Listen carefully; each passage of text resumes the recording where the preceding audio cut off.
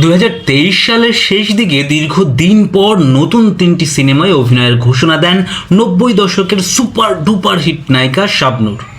পরিচালক আরাফাত হুসাইনের রঙ্গনা ও এখনো ভালোবাসি এবং চয়নিকা চৌধুরীর মাতাল হাওয়া সিনেমায় অভিনয়ের ঘোষণা আসে সেই সময়। তবে প্রায় 1.5 বছর পার হলেও আলোর মুখ দেখেনি সেই 3টি সিনেমার একটিও। ফলে 3টি সিনেমার ভবিষ্যৎ নিয়েই দেখা দিয়েছে অনিশ্চয়তা। এই 3টি সিনেমার ভবিষ্যৎ আসলে কি, এই ভিডিওতে আপনাদের সেটি জানানোর চেষ্টা করব। তার আগে দর্শক, আপনাদের কাছে অনুরোধ, আমাদের পার্শ্বচিত্র চ্যানেলটি সাবস্ক্রাইব করে উৎসাহিত করবেন প্লিজ। দর্শক, শাবনূর দীর্ঘদিন ধরে অস্ট্রেলিয়া প্রবাসী। মাঝে মাঝে অল্প সময়ের জন্য দেশে আসেন তিনি। জনপ্রিয়তার কারণে শাবনূরকে দীর্ঘদিন পর সিনেমায় ফেরানোর উদ্যোগ নেন পরিচালকেরা। গত বছরের এপ্রিলে রঙ্গনা দিয়ে দীর্ঘদিন পর ক্যামেরার সামনে দাঁড়ান তিনি। টানা 6 দিন শুটিংও করেছিলেন রঙ্গনার। এরপর থেকে সিনেমাটির কাজ পুরোপুরি বন্ধ রয়েছে।